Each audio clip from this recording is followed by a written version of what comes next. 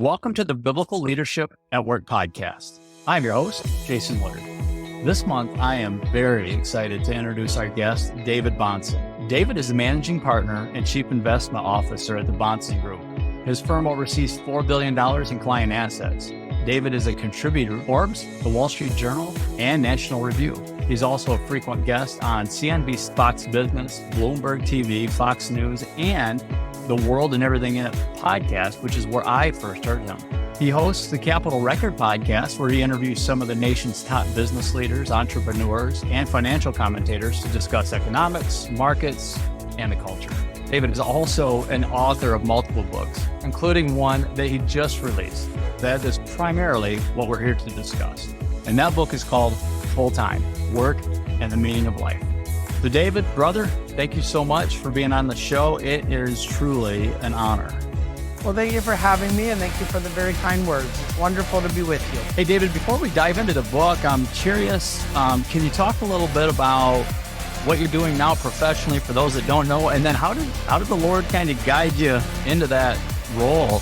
Give us a summary of career, maybe a little bit about your educational background. Sure. So I run a wealth management firm called the Bahnsen Group. We run about $5.5 billion.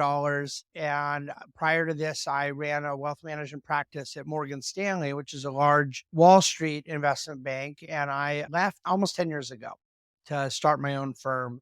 And so I've been in the wealth management space for about 25 years. And our offices we have 7 offices around the country, but I spend most of my time going back and forth between our office in Newport Beach, California, and New York City. And so my wife and I have gone back between the two spots. We have houses in both places, and we go back and forth every month for over 7 years.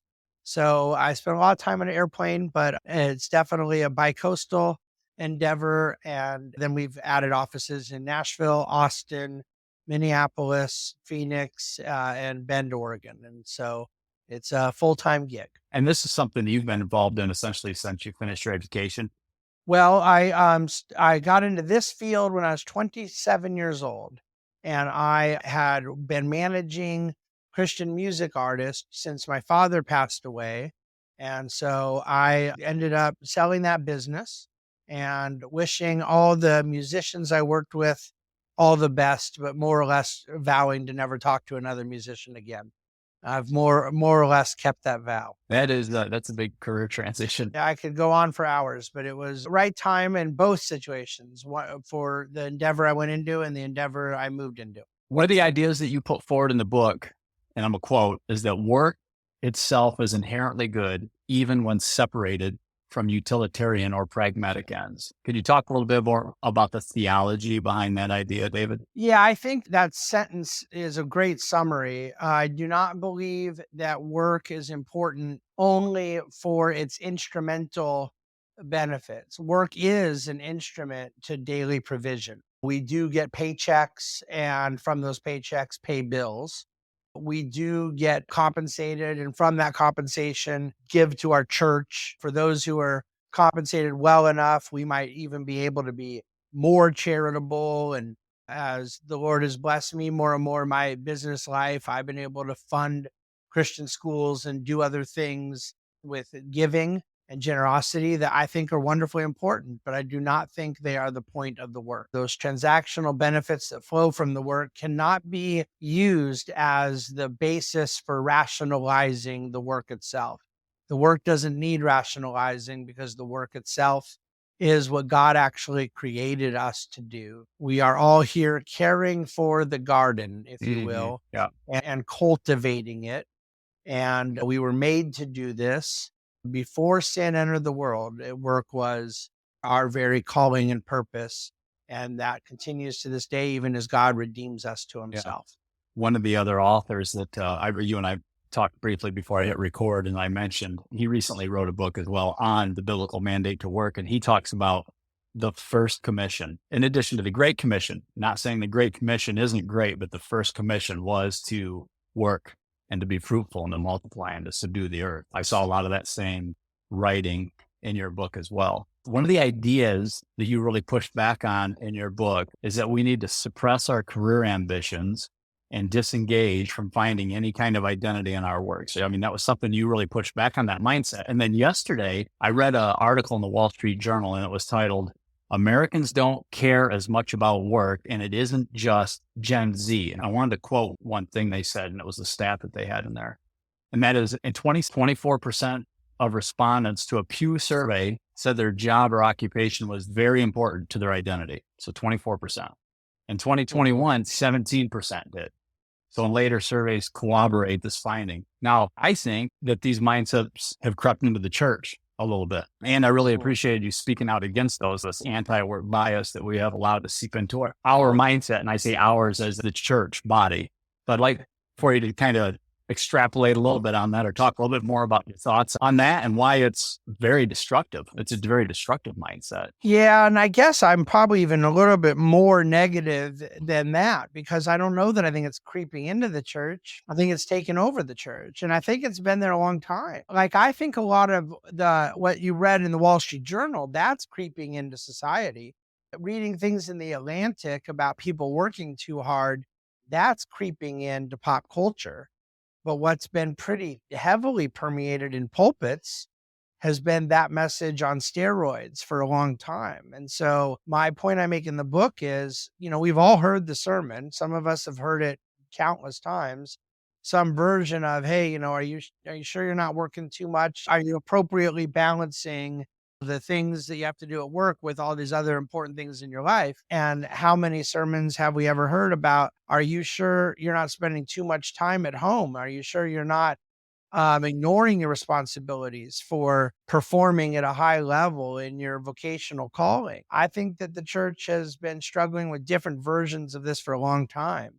And so there's a lot of problems in our society that I view as the culture going astray and the church kind of following. Yeah. And in this case, I think it's worse. I think the church is sometimes even leading in a negative way. Do you think, David, that the first idea we talked about, this problem of seeing work as just a means to an end, a very pragmatic, kind of necessary evil, do you think that then leads to, why would I put any more effort into work? Why do I got to do my work with excellence? Why do I have to work any more than I need to?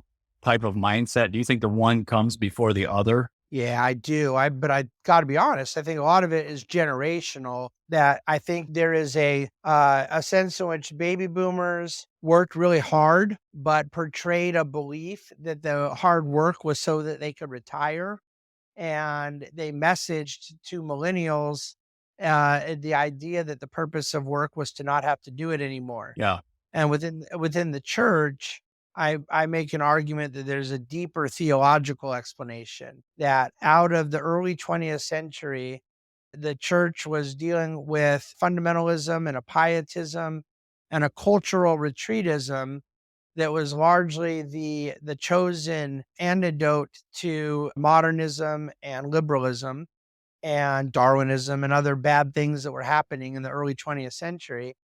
And I don't think that it went really well for the church. So in a lot of ways, we've spent the last 40 years in the church undoing some of that retreatism, saying, hey, we are not happy with the results of Christians being out of politics. And so they're re-engaging in the civic realm. And I think that's a good thing. And we're really not happy with Christians being out of education. And all of a sudden, they've created this really robust homeschool movement and Christian school movement. And I mean, you're talking about millions and millions of people that have come into different alternate engagements with education.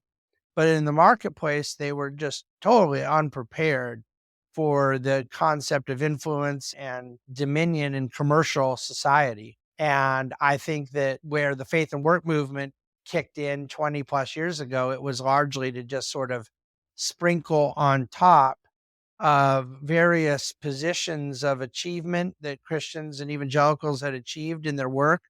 It was to sort of sprinkle on top, some tools for evangelism and things like that, soul saving. Yeah. In the workplace. Yeah. In the workplace, but never to actually teach the idea that our efforts in technology or agriculture or manufacturing or finance or entrepreneurialism or media or what have you were inherently important as kingdom work. And that's, to me, the task that we have to take on now. That's key. That's like at the root of it, I think.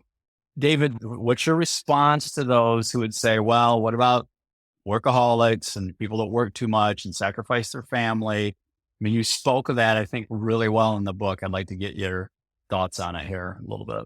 Yeah, I think that it can happen. The first thing I would say is I don't think it happens very much.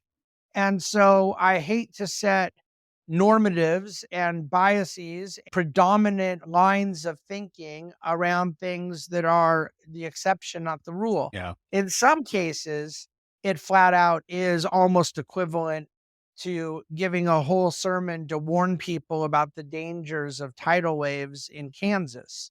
When I look at the state of young men in the culture, prime working age men that right now have the same level of employment that they did in the Great Depression, only we have almost fully employed society now.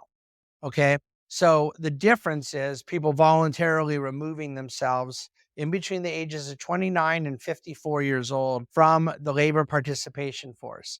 So they don't show up as unemployed because they're not employed or looking for work. Therefore, they're not unemployed. That is a major sociological trend where the labor participation force has shrunk by 14 million people in the last 16 years. And the prime area in which it has shrunk is in a prime working age demographic, and the females are no lower than they were. It's entirely men. Men. Yeah, man. Giving a sermon about that man who's workaholic, I just find to be very bizarre. Yeah. If someone wants to give me a sermon about how to behave well when I'm in the locker room with my NBA teammates, then I'll take the sermon to heart. But I got to be honest, I don't think I'm going to make an NBA team anytime soon. So it would be a really silly sermon to give because it doesn't apply to my context. Now, all that to say, obviously, there are people that could treat their work as an idol. And the point I make, and I have a whole chapter about this in the book, as you know, is that God is against all idolatry. Yeah. Not nearly the idol of work. I don't believe there's that many people that make work their idol, but I think there are people that avoid their family. But what is the sin in that construct? Is the sin the working too hard, or is the sin ignoring one's family? Yeah. And the way I phrase it to someone is pretend you're a believer and you have a friend who's not a believer and they have a significant problem with drugs. And then they become a Christian. And you say to them, you got to quit doing the drugs now. This is part of a life of discipleship, of new faith. This old habit has to go. And everyone would say, of course, this guy's become a Christian. He needs to put aside the womanizing or the drug abuse or something like that. I go, okay, now I want you to pretend you have an unsaved friend and he works at a private equity company or a law firm and he works really hard. And he's so good at what he does. He's committed. He's dedicated. And now he becomes a Christian. What does he have to get rid of? Now, maybe his motivations need to change. Yeah. Maybe his tithing habits need to be nourished and developed. Maybe, some of the bedside manner and how he does his job might be a little different. But do we need to tell him or her to get rid of their old life? But see, we treat it like they do. We treat it like the drug problem for an unbeliever and the work problem are the same thing, but they're not. They're not. So I'm against anyone who ignores their family because I'm against ignoring one's family. I'm not against ignoring one's family because I'm against work. One of the things that you talked about also in the book, David, and has helped me in my thinking, and you already hit on this, but again, our labor participation rate and that, that whole, and I'm going to quote one of the statistics you were just talking about, but that was the work rate for prime age men in this last decade is lower than it was in the Great Depression. And you just said that, but I think people really need to understand that's real right now. That's how bad it is. What would you say that means for those of us that are hiring managers? I think about myself in this. So I'm responsible for a team and a workplace. A lot of my podcast audience they're business leaders across a variety of industries.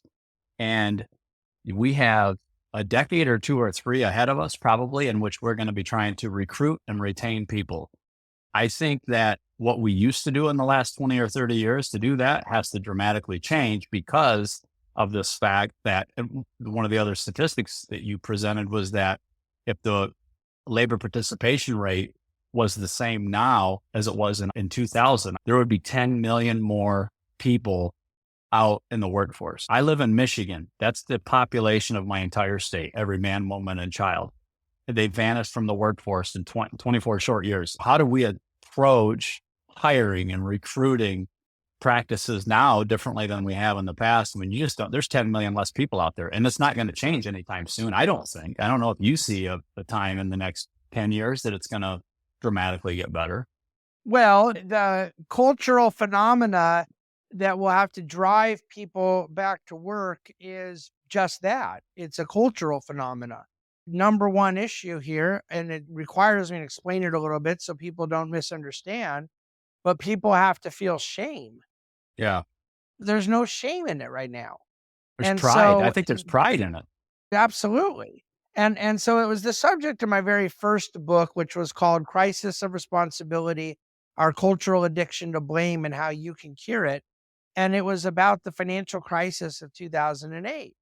And I made the point that it wasn't just that we had a moment in which millions of people who could afford to keep paying for their house chose to give the keys back for their house. It was that we had millions of people who did that and didn't feel any shame about it at all. They could go to the bar on Friday night and brag about it. And I think that was a really, really sudden and awful shift in the culture. From like in the Great Depression, you had a very high amount of unemployment, but people paid their bills and they felt shame in being unemployed, even when they shouldn't, when it wasn't their fault, when they were trying their best, when they were waiting in bread lines, when they were waiting for day labor and manual labor. But there was this sense of pride, like a man pays his bills, a man gets up and goes to work. And we got to a point where that fabric is torn apart. So yeah, there's economic things that will change. There's just various paradigmatic shifts that will happen. You know, we live off of a certain borrowed prosperity to a certain degree in a lot of ways. But fundamentally, the culture will have to get to a point where it's just unacceptable for a 32-year-old to act like a child. Yeah. I pray that we see that in our lifetime. I fear I've probably got 15, 20 years of high level engagement of working. And I think that until I'm out of the workforce at the level I'm at now, I won't use the term retire anymore. After I read your book, I'm thinking differently about that. We'll talk about that in a minute. But I think that's just going to be you have to look at things very differently as a hiring manager and someone who's responsible for recruiting and retaining people. It's very different. And I work in manufacturing, and so I'm dealing with trades and the trades gap and all the fun stuff that comes along with the fact that we've gutted our trade schools for the last 20 years, and now nobody knows how to do that. And we have these huge gaps in what we're willing to bring people on and pay, and who's out there and can do it or even wants to do it. I can tell you stories about bringing kids in on an apprenticeship program. They had a full ride basically with us, and they lasted 4, 5, 6 weeks and said, "No, it's not for me," and walked out. You have one chapter devoted to money and ambition. I think the church, we tend to see two extremes. I think, again, this is my perspective, David, but I see that we tend to be there. We think there's a hyper focus on money and wealth, which can lead to the prosperity gospel, which is an absolute false teaching that creeps into the church. I won't say it's in the church because I believe that's outside of orthodoxy and it's not a true church, but that impacts Christians. And then the other extreme is being fearful of wealth and ambition because we don't want it to become an idol, but it's just this stay away. I can't even allow some motivation internally of, hey, you know what? I do want to build wealth. And yes, to provide for my family, but to also provide for the kingdom work and to build bigger businesses and to build healthier businesses and to sustain that work that has that inherent value that you've already talked about. Yeah, I'm vehemently opposed to prosperity gospel. What's interesting is that it is usually set up as there's people who don't understand the importance of money, and then there's people that understand money too much or think money's too big a priority. And I don't think that the error of the prosperity gospel is that they put too much of a focus on money. It's just that what they believe it simply ain't true. That there is this embedded promise in scripture that God wants you to have these different things. There is a high level incentive structure that one who lays in bed all day will go poor and one who works hard will not. But there is market pricing. One can work very, very hard as a philosophy professor, and they're subject to subjective values that exist in terms of taste and preferences and market worth that is a byproduct of an organically created price discovery system and supply and demand. And then one can create a new hit movie with Brad Pitt, and they're going to, I think, probably make a little more money than the philosophy teacher. And neither of those things have anything to do with the Brad Pitt movie is more valuable than a philosophy professor. It has to do with economic pricing. And the prosperity gospel kind of acts as if price discovery doesn't exist and that God has revealed a certain will that he has never revealed. Yeah.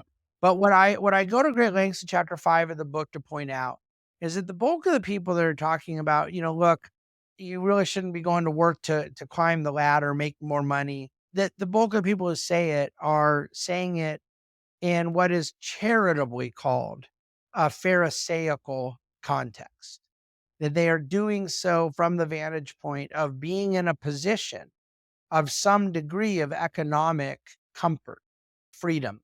Now, their conveniences may not be yachts and Mercedes and private planes and things like that, but they have achieved a certain status that affords them the lifestyle they want to have, and then have decided anything above that lifestyle is magically the point at which it becomes sinful or problematic. That is not the way it works. You get to set your own baseline. If one believes material success and earthly comforts are inherently sinful, which is not historically the belief in Christian theology and certainly not in the Protestant tradition, but if one believes those things are wrong, they don't become wrong at the number of 93,000 a year, that 200,000 is wrong, but 94,000 is okay or something of that nature. The notion of what passes for financially excessive is very different geographically as well. Yeah. Most poor people around the world would be utterly mystified by these conversations, that it is wrong to be working for and trying to achieve a greater life for oneself is not a memo that most people have gotten. The people who come up with that are generally doing so divorced from a worldview that actually provides a standard. Well, the standard in Scripture is that we never, under any circumstances, forfeit our gratitude and forget who the blessings come from. But that there is a dollar amount that is okay and a dollar amount that is not okay is not a verse in my Scripture. So the prosperity gospel should be rejected because it affirms things that are utterly unaffirmable.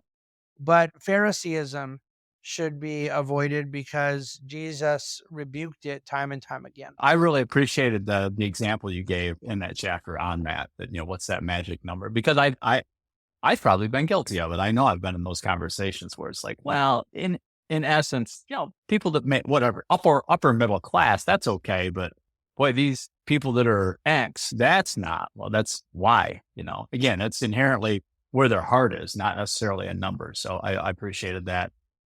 Rebuke. And, I will say this too. What's interesting is a lot of the people that believe like $1 billion of wealth is excessive and perverse, and they might have a couple $1 million. And what's really interesting is how much naivete there is. When you look at the very small number, it's a few thousand people in the world that have $1 billion or more of net worth. And if one wants to believe it's wrong to have ever accumulated it, I think it has to be wrong to have accumulated it if you did something wrong to accumulate it. I think there's a lot more people that accumulated $5,000 the wrong way than there are who accumulated $5 billion the wrong way. We can pretend that we're down on people just for having $1 billion if we want. But, if people want to be really clear about it, the Elon Musk and Jeff Bezos have not been motivated by money for a very long time. Mm-hmm. Now, you could disagree with what they're motivated by, and oftentimes it could be very narcissistic and delusional. But if you look at Musk as an example, he's not a person I particularly like or dislike. I don't really care.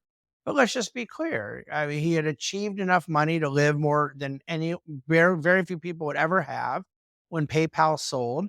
And he believed that carbon and fossil fuels from combustion engines was a threat to the planet. and he created Tesla, from which he obviously made tens of billions of dollars. But his motive was this massive climate objective. And then what is the deal with SpaceX? He wants to have people occupy other planets. And what's the deal with Twitter? He wanted to defend free Yep. speech. Yep. This is hardly like I want to get a new Mercedes type of stuff, or show off a new beach house. There's a certain aspiration for truly gifted entrepreneurial people that I have absolutely no interest in putting a handcuff on, let alone making up a Pharisaical interpretation of scripture to do so. These are people that are creating significant wealth for society. And I think anyone being honest knows that the reason that they're demonized is rank covetousness. It Yeah. needs to stop. Appreciated the challenge. That was good to think through, and your arguments are clear and they're right.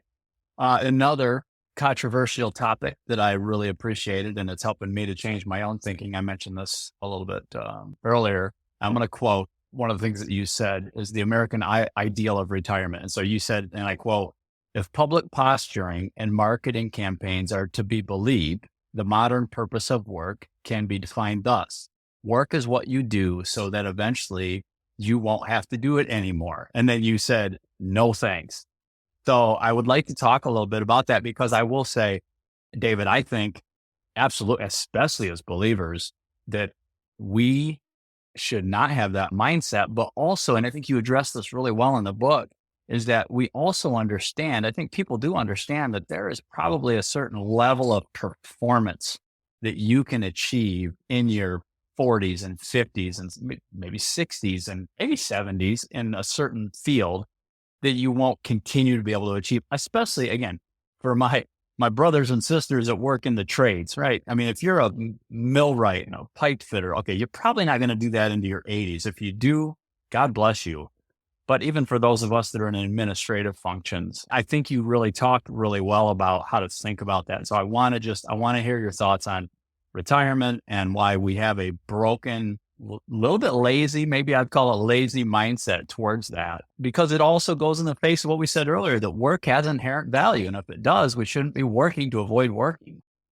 Well, but see, that's the whole point, is that it comes down to mentality. And so as I've gone around the country since the book came out speaking on this, and I've done, well over 100 interviews and podcasts and whatnot, it's a perfectly fair question, but I do proactively address it in the book.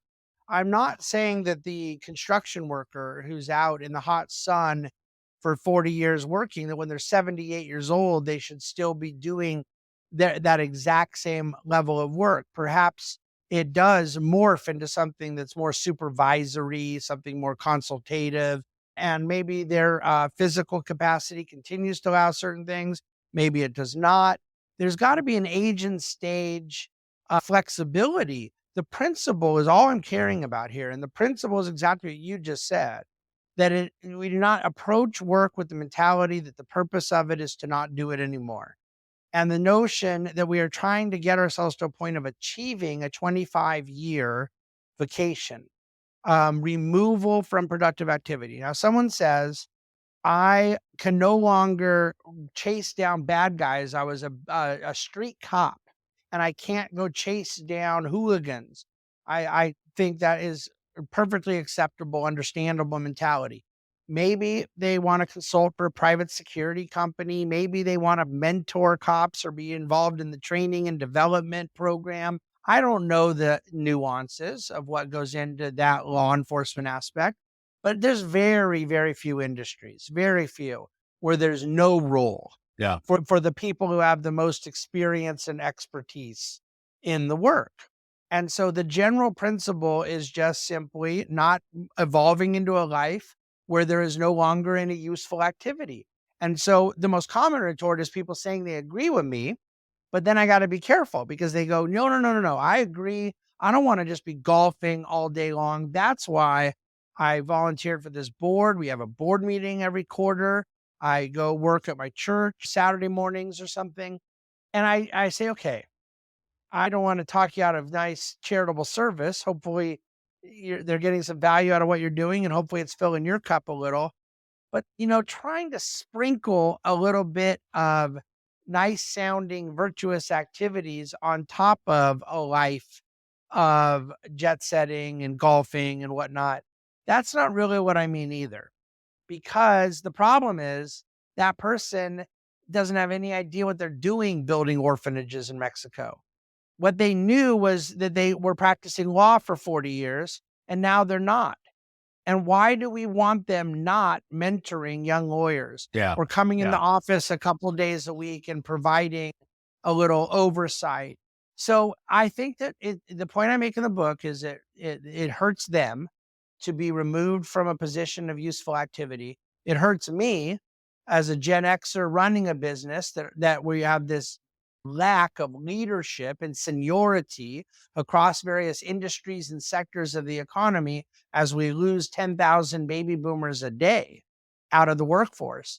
But then it hurts Gen Z and Gen Y, especially Gen Z, who is being deprived of grown-up mentorship Yeah. and Yeah. senior veteran leadership.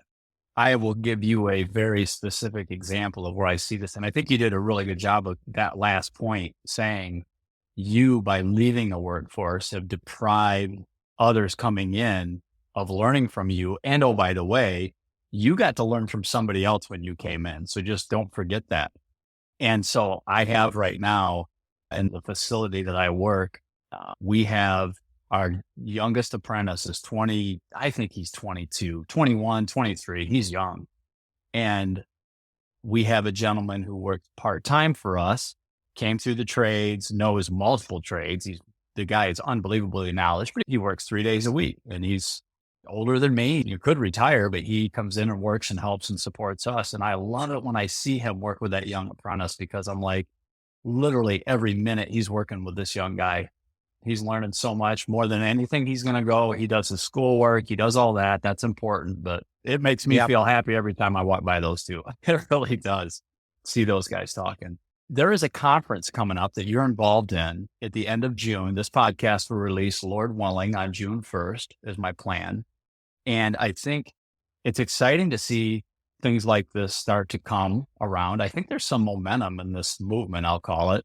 And so would you like to talk, David, a little bit about that, the work-based conference and what's going on there, what's going to be discussed, and we'll link to it in the show notes and let people know how they can go if they'd like to. Well, sure. I mean, I'm one of the speakers at the conference, and I believe that they have a few other speakers. I know a couple of them that are really like-minded on the subject, attempting to plug in resources for business leaders, for business owners, for people that are trying to wrestle with these issues about the theological significance of work.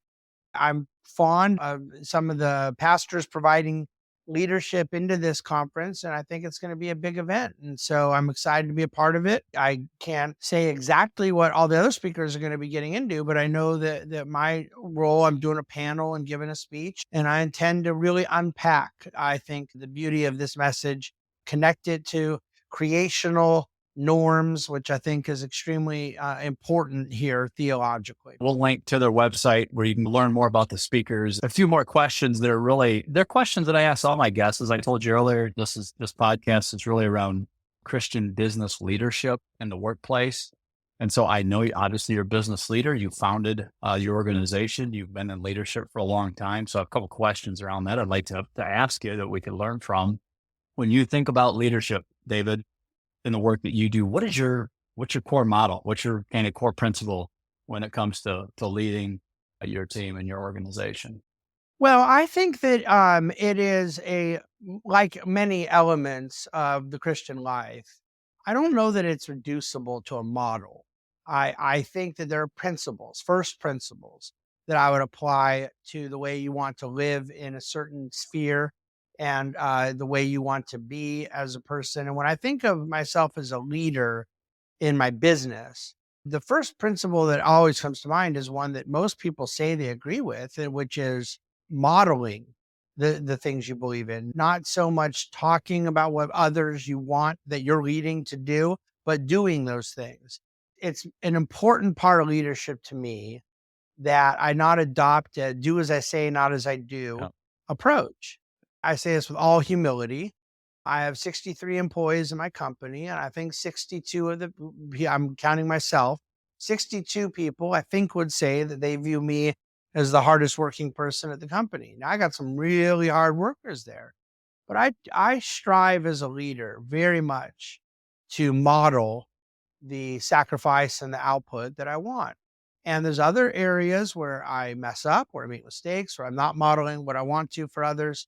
But, a leader, I think, starts by earning the respect of others, that they want to follow you. And for me, that respect comes from living it out yourself, getting in the trenches, getting your hands dirty, not operating in a prima donna-ish fashion. Another key principle that I really can't say enough about is conviction. A leader cannot be one who suffers from the paralysis of analysis. You have to make decisions. And we live with what Thomas Sowell referred to in Conflict of Visions as under a constrained vision of society. I don't think we can get things perfect. I Right. don't think Right. we can, that there is economic calculation available that will help me get everything right. So I accept a margin of error, try to make the best decision I can with the right discernment, the right data, the right deliberation, but then having conviction and going forward. And you pivot when you need to pivot. Yep. But this is a huge element of leadership, is people that scapegoat, people afraid to make a decision. It's not the kind of leadership I think we're called to. And so I feel very strongly that people need to have conviction. And those are a couple of the key components. I could go on and on. No, I appreciate that, man. You're speaking my language, especially on both of them. But I am wired to be someone who sometimes shoots first and asks questions later, and it fits me well in operations. But I've told my team many times, like, give me an 85% solution, because I made the mistake of having team members who are, especially engineers, and I love my engineers that I work with, but they can overanalyze the stuff, right? And I want all the data and all the inputs, and I ain't got time for that, man. Give me something that's going to get us close, pull the trigger, and move to the next thing. So, no, I love that, being decisive and, coming up with the best information you've got and moving on. Hey, and this may tie into what we just talked about, David, but let's say you had somebody who was a mentee of yours and they came to you and said, "Hey, David, I just got my first promotion as a team supervisor or department manager. You're not first entry level leadership position. I want to sit down and I want to have a cup of coffee with you and get some advice. Like, what do I do in my first month on the job?" What advice would you give them? What approach? Well, again, I mean, those things are always hard to answer just because it depends on the situation, the context, the industry, the geography, the type of job, the age and experience of the person. There's just so many different variables. And, I think if someone's coming to me, they probably want micro advice, not macro advice.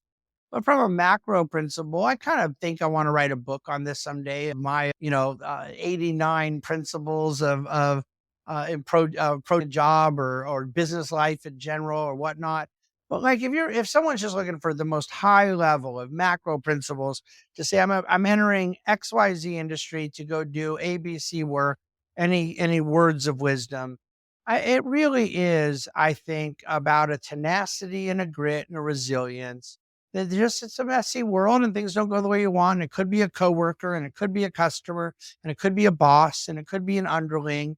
But just having the ability to overcome the things that don't go the way you want, to being flexible to work through tough situations. And I think most people fail because they do not have the fortitude to get through things not going the way they want. You got to take a punch. Yeah, I love the grit idea. It's absolutely true. You just got to keep coming back for more. Sometimes you just got to keep coming back for another punch in the face, man, and keep coming at it if you want it. Absolutely. 2 last questions for you, brother. Anyone else you'd recommend to be able to come on my podcast? Someone who's just a business leader who loves the Lord and excels as a leader in the workplace, has a couple of decades behind him of experience that they can come and share with others on good principles. Yeah, I mean, obviously, I know a lot of business leaders. I'd be happy to put together a few names, ideas. One person I would just throw out there from a Christian worldview standpoint that I think the world of is my friend Jerry Boyer. I don't know if you've had him before or not. He wrote a book that really exegetes much of the New Testament brilliantly, economically, called The Maker and the Takers.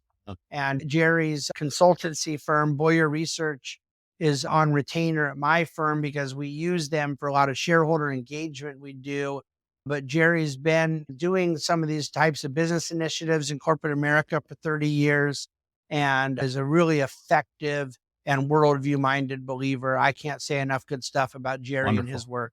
Thank you. No, I appreciate that. I really do. Last thing is, what's the best way for people to follow you, get in touch with you? You're all over out there, which is great. Every time, I'll say this, David, literally, and I mean this, every time I hear you speak or I write what you have written, and I really mean that, you have helped me in a lot of ways around financial, economic data, just cultural. So what's the best way for people to follow along and learn from you? Well, first of all, that's extremely kind of you, and I really appreciate it. It encourages me a lot. I think just for simplicity's sake, I'll direct people to the book's website because it's such an easy web address, fulltimebook.com, fulltimebook, all one word.com. And then from there, it has links to other stuff on my investment writing and, other resources and whatnot that I have out there. But it also just will give people a lot of great content around the book, audio clips, video clips, reviews, articles, different things about this message about work and the meaning of life. And so fulltimebook.com. And from there, there's other, ways to stay in touch. Excellent. Yeah. And I'm going to link to as many of those as I know about in the show notes so people can follow along. And I know you have your own podcast, you host another podcast, so Dividend Cafe and all that. So we'll get that out there. Hey, thank you, David, man. Again, what an honor that you said yes to come on my show. A couple of brothers that I go to church with, our world and everything in it, faithful listeners. And when I told them that you said yes, they're like, "Are you serious, David Bahnsen? Man, what's your show becoming?" So just meant a lot to me. So thank you for it. And I can't wait to get this out there. It'll come out on June 1st and hopefully be a help to people. Please go buy the book. It's a great book. I read it within a week. Absolutely impactful. So thank you, David. Appreciate it, man. Well, thank you very much. Much appreciated. And thank you all for tuning in once again to hear from a thought leader who is helping us all to more purposefully work and lead for God's glory and the advancement of his kingdom. I look forward to being back together again next month. Until then, may God bless you in your work for his glory.